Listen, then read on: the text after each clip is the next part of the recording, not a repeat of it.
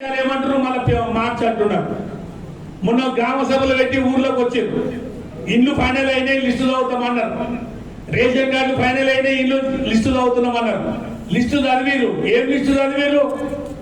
ఎంతమంది అప్లై చేసుకుంటే అంత అప్లై చేసిన లిస్టు చదివారు.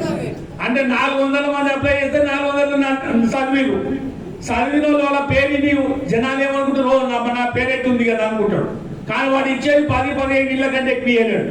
కానీ మాయ చేసిగా 400 కుటుంబాలను రేపు లోకల్ బాడీలో ఓట్లు తెచ్చుకోవాలన్న ఒక కుట్రతోటే ఈ గ్రామ సభలు పెట్టిరు.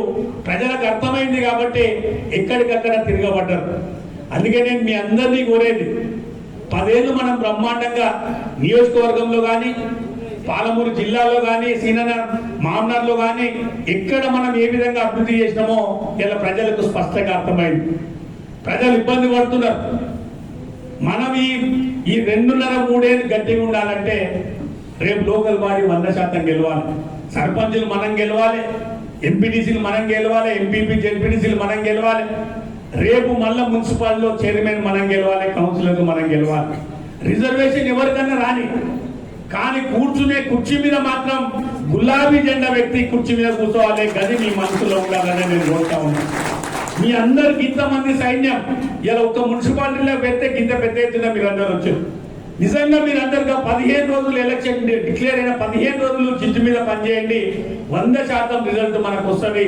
ఆ విధంగా మీరు అందరూ ప్రయత్నం చేయాలని మనస్ఫూర్తిగా కోరుకుంటూ, తర్వాత ఇంతకుముందు మురళన్న మాట్లాడుతూ ఇలా మొన్న నేను చూసిన నిజాలపూర్ మన ముసపేట మండల్లో, మదనాపూర్ మండల్లో ఓ రోజు ఇట్లే లొల్లయి పోలీసు వాళ్ళు పిలుస్తున్నారంటే నేను అందరు లీడర్లకు చెప్పిన, ఎంతమంది ఉంటే అంతమంది పోలీస్ స్టేషన్ కాటుకోండి. 150 మంది మదనాపూర్లో పోయారు, దాదాపు 140 మంది ముసపేటలో పోయారు. మొన్న ఈడ దాదాపు 100 మంది పోయారు. మొన్న కొత్తగూడలో కూడా మనోళ్ళ మీద అక్రమంగా కేసు పెడితే 100 మంది పోలీస్ స్టేషన్కి పోయారు. ఏమైతుంది అంటే మనం 10 ఏళ్ళు ఎవరిని సతాయించలే, 10 ఏళ్ళలో నేను ఒక్కరి మీద కూడా కేసు పెట్టలే. కానీ ఈ సంవత్సర కాలంలో కొన్ని 100ల మంది మీద మన కార్యకర్తల మీద కేసులు పెడుతున్నారు. గిది జ్ఞాపకం పెట్టుకోవాలి. ఒక కార్యకర్తకి ఇబ్బంది అయిందంటే ఆ ఊరోళ్ళే పోతారు అనేది కాదు, అందుబాటులో ఉన్న ప్రతి లీడర్ మనం పోవాలి. అందుబాటులో ఉన్న మండలికి ఫోన్ చేసుకోవాలి.